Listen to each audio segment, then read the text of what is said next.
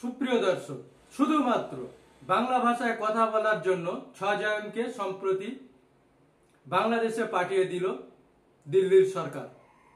এ বিষয়ে খোদ মুখ্যমন্ত্রী মমতা ব্যানার্জিও মন্তব্য করেছিলেন যে ব্যাপারে কলকাতায় কোনো প্রকার মিছিল করা যাবে না।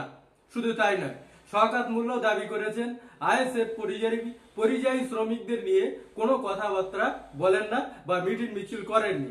কিন্তু কথা হলো, খোদ মুখ্যমন্ত্রী মমতা ব্যানার্জি যেখানে বলেছেন কলকাতায় কোনো প্রকার মিছিল করা যাবে না, তাহলে তিনি কেন দিল্লি থেকে না গিয়ে কলকাতায় মিটিং করলেন? এ বিষয়ে আমরা কথা বলবো উত্তর ২৪ পরগনার জেলা সম্পাদক কুতুবউদ্দিন হক ফাতেহির সাথে। আমরা বিস্তারিত জেনে নেবার চেষ্টা করব তিনি কি বলেন। দেখুন সেই ভিডিও। বাংলা ভাষায় কথা বলার জন্য ৬ জন পরিযায়ী শ্রমিককে বাংলাদেশে জোরপূর্বক পাঠানো হলো, কি বলবেন এই বিষয়ে?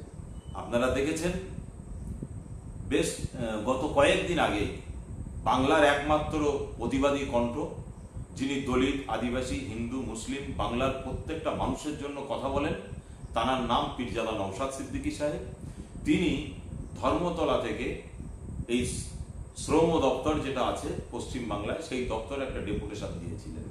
সেই বক্তব্য ছিল আমাদের সেখানে পরিষ্কার যে বাংলা ভাষাভাষী মানুষদের পশ্চিম বাংলার বাইরে যারা বাংলা ভাষায় কথা বলেন, যারা এই রাজ্যে কাজ না পেয়ে এই রাজ্যের শিক্ষিত বেকার যুবক দুবেলা দুমুঠো খাওয়ার জন্য, মা বাবার মুখে দুটো ভাত তুলে দেওয়ার জন্য, বাচ্চাদের দুটো বস্ত্র তুলে দেওয়ার জন্য, বাচ্চাদের মুখে দুটো হাসি ফোটাবার জন্য তারা ভিন রাজ্যে যে এই ভারতবর্ষের মধ্যেই বিভিন্ন রাজ্যে যে তারা কাজ কাম করেন।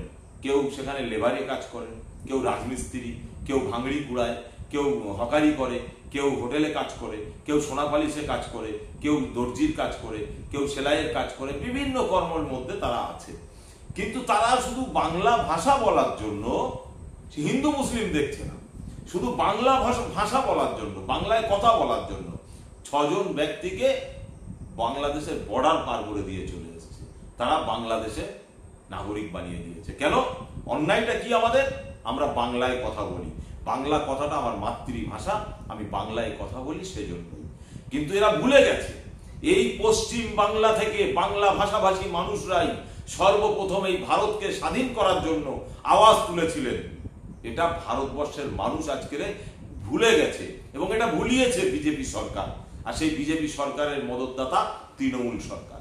কারণ তাই যদি না হবে, আজকে পাশের রাজ্যে যেখানে আপনার ২৫০-র বেশি মানুষ তারা জেলবন্দি হয়ে আছে উড়িষ্যায়, এই সরকারের কোনো হেলদোল নেই। এই সরকার তো পারতেন সেই রাজ্য সরকারের সঙ্গে ডাইরেক্ট আমলার মাধ্যমে কথা বলে, তাদের শ্রম দপ্তর সঙ্গে আলোচনা করে, যেটা নওশাদ সিদ্দিকী বারবার বলেছেন, আমার রাজ্য থেকে অন্য রাজ্যে কাজে গেলে একটি করে আইডেন্টি কার্ড বানিয়ে দেওয়া হোক। এই রাজ্য সরকার আজও পর্যন্ত বানাতে পারেননি। নওশাদ সিদ্দিকী বলেছেন প্রত্যেকটা রাজ্যে একটা করে নোডাল অফিসার নিয়োগ করা হোক, যে প্রত্যেকটা রাজ্যে বাঙালি শ্রমিকদের, বাঙালি বাংলা ভাষাভাষী মানুষদের সুবিধা অসুবিধার জন্য তারা এসে যেন সেখানে আবেদন করতে পারে, কথা বলতে পারে। কিন্তু আজও পর্যন্ত দিদিমণি করেননি। কিন্তু দিদিমণি সেটা না করে, দিদিমণি সরকারিভাবে যেটা করণীয় ছিল সেই কাজটা না করে, আমরা শুনছি তিনি আবার এই বাংলা ভাষাভাষী মানুষদেরকে নিয়ে রাস্তায় নামতে চাইছেন।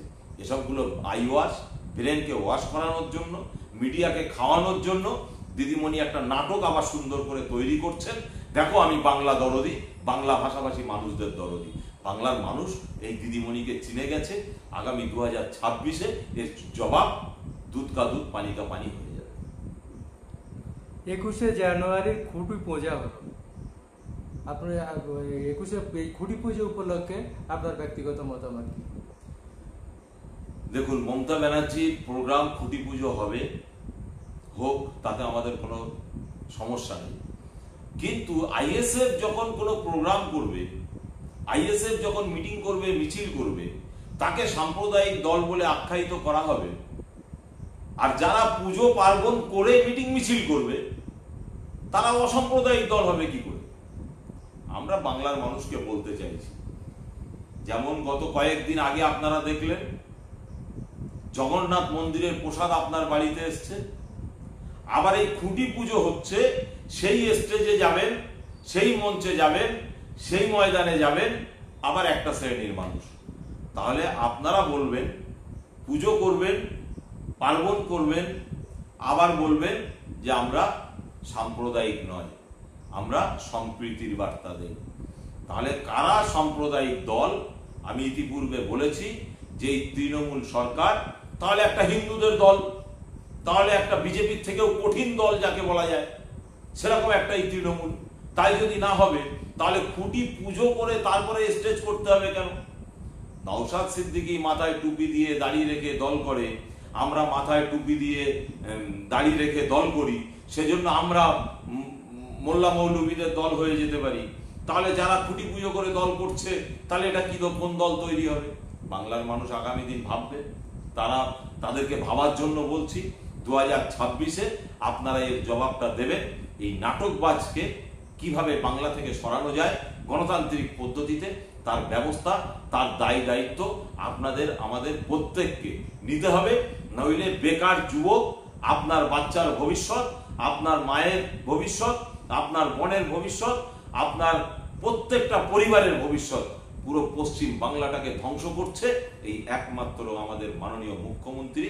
অতএব এনাকে যত দ্রুত সম্ভব গণতান্ত্রিক পদ্ধতিতে এই বাংলার মসনদ থেকে, নবান্ন থেকে নামাতে না পারবেন, ততদিন পর্যন্ত আপনাকে আমাকে প্রত্যেকটা স্তরের মানুষ জাতিকে, বাংলা ভাষাভাষী মানুষদেরকে জ্বলতে হবে।